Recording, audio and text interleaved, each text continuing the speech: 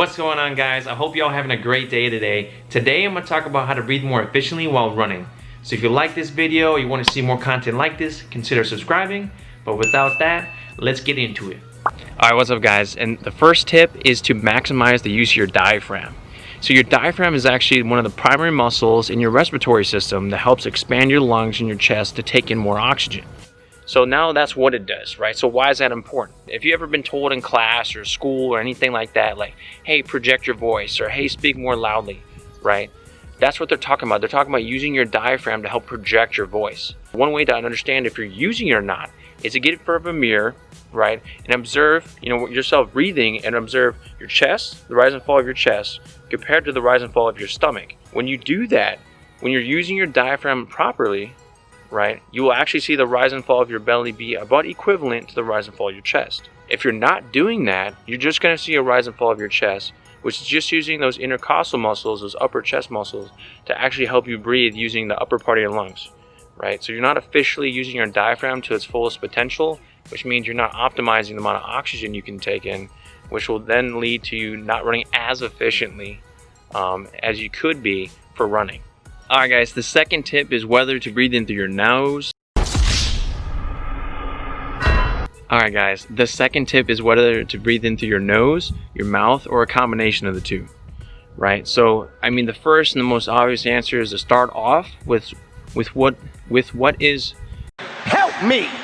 Help me! To start off with what is most comfortable for you.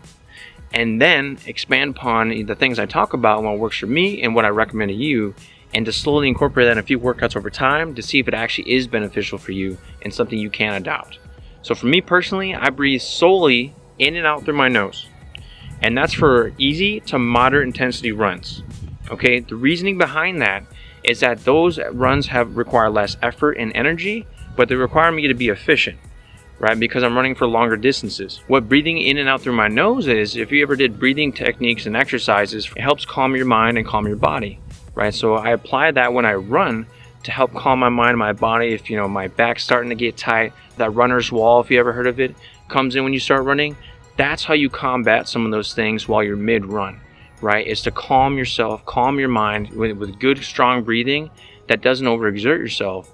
And I find that breathing in and out through my nose does that best for me. So when I get to moderate pace runs, I breathe in through my mouth and my nose, and then out through my mouth, right? So the intent here is to still get those slow, deep, controlled breaths through my nose, but also to get more oxygen in than I can with just my nose by utilizing my mouth as well. And for the last thing, for higher intensity, anaerobic, pure, all-out runs, I'm breathing in and out through my mouth entirely.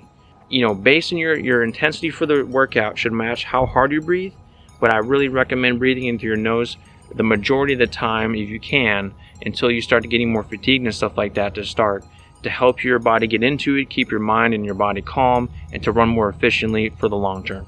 Alright, guys, the third tip is whether to use symmetrical or asymmetrical breathing patterns. And what that means is it's the amount of foot strikes and your inhale versus your exhale. So for example, like a 2-2, as a very common breathing pattern. That means for the first 2 foot strikes, you're inhaling, and the next subsequent 2, you're exhaling. So in a 3-2 or a 2-1, which is more asymmetrical, it's a 3 inhales. So the first 3 foot strikes that you're in rhythm will be inhales, and then the next 2 will be exhales. For me, preference and what I like the most about symmetrical is it's easiest to understand and to think about, especially when you start running, because naturally we all breathe subconsciously, or I hope you do, otherwise you can't watch this video. But secondly, if you're trying to increase your tempo or your cadence while you run, it's easiest to time that with your breathing. And when you have a symmetrical, like a 2-2 or a 3-3 breathing pattern, it's easier to time that up, so there's less thinking involved when you're actually trying to improve yourself, whether it's your form, your technique, or your breathing. Whereas in asymmetrical, a pro for that, some people argue, based on when you have your core is stabilized when you run, when you inhale in your diaphragm, right? As your diaphragm contracts, like I talked about before, your lungs expand, right? Providing more stability and also oxygen to your body, right? So when your body is the most stable is during those inhale steps, right? When you're exhaling, it's the most prone to injury due to the fact it's at the most risk, versus when you're inhaling, you have the most stabilized core.